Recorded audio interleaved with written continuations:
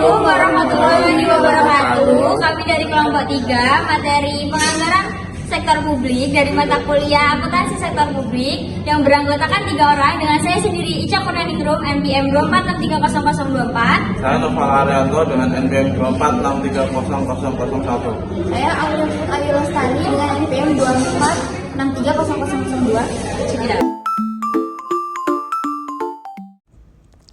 Definisi. Apa sih yang dimaksud anggaran sektor publik? Anggaran sektor publik merupakan suatu instrumen akuntabilitas atas rencana terinci untuk masa mendatang tentang pemerolehan sumber daya keuangan dalam suatu periode dan waktu tertentu yang bertujuan untuk pelaksanaan program-program yang dibiayai dengan uang publik.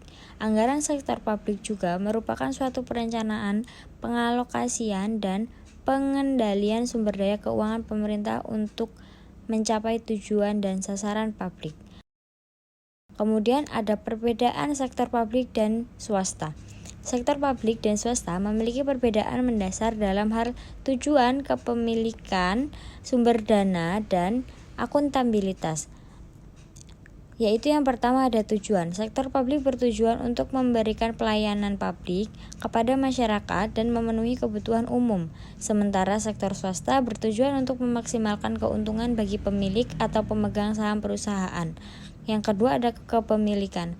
Sektor publik dimiliki oleh pemerintah atau entitas publik lainnya, sementara sektor swasta dimiliki oleh individu, perusahaan, atau kelompok swasta.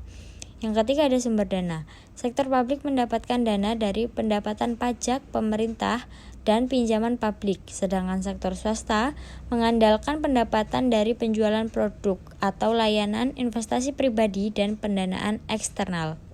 Yang keempat ada akuntabilitas. Sektor publik memiliki tingkat akuntabilitas yang lebih tinggi kepada masyarakat dan pemerintah, sementara sektor swasta bertanggung jawab terutama kepada pemilik atau pemegang saham.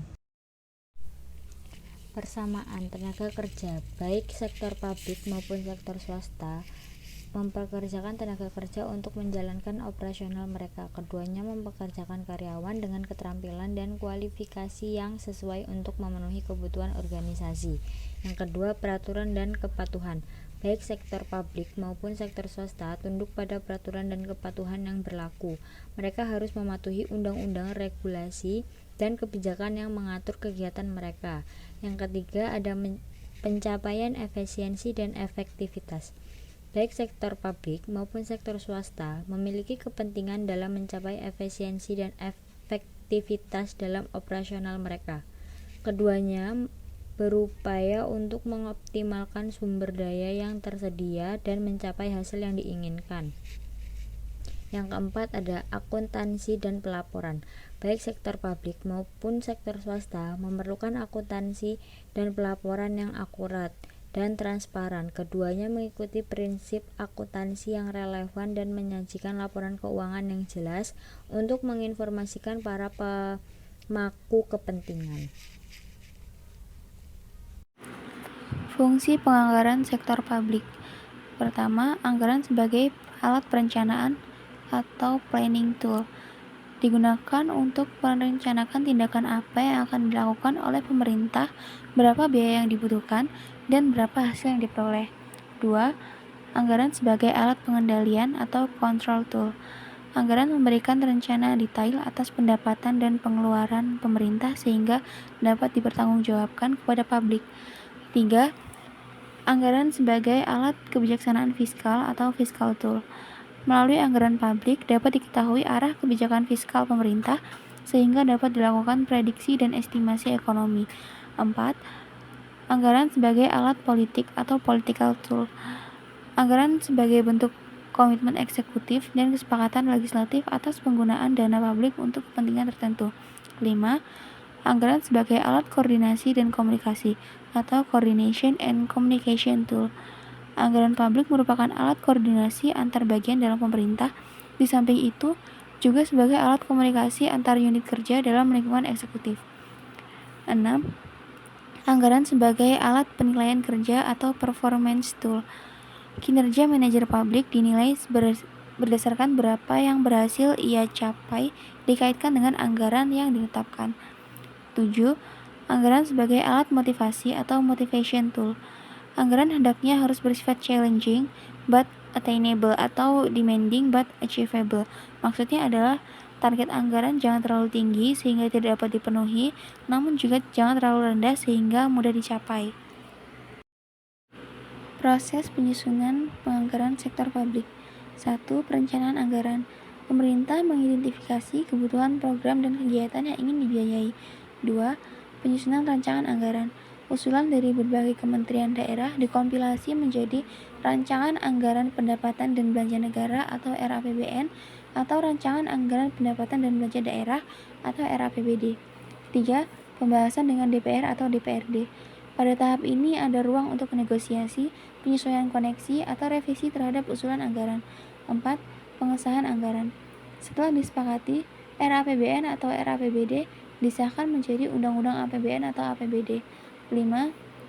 Pelaksanaan anggaran. Pada tahap ini, pemerintah melaksanakan program yang sesuai dengan anggaran yang sudah disahkan. 6. Monitoring. Pemerintah wajib melaporkan pelaksanaan anggaran dan akan dilakukan audit oleh Badan Pemeriksa Keuangan atau BPK untuk memastikan penggunaan anggaran sesuai aturan.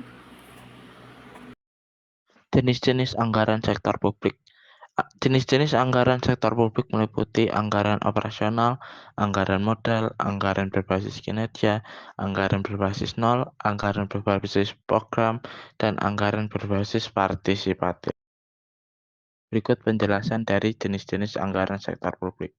Anggaran operasional, anggaran yang dialokasikan untuk pembiayaan kegiatan operasional sehari-hari, seperti gaji, utilitas, dan biaya operasional lainnya.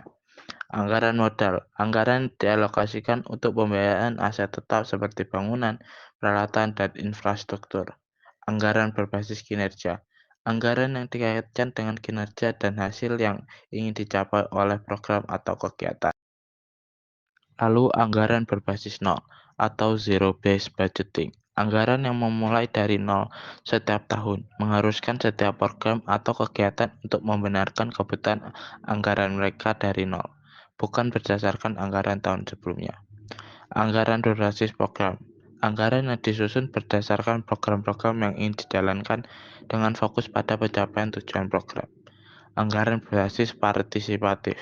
Anggaran yang melibatkan masyarakat atau stakeholder dalam proses penyusunan dan pengawasan anggaran.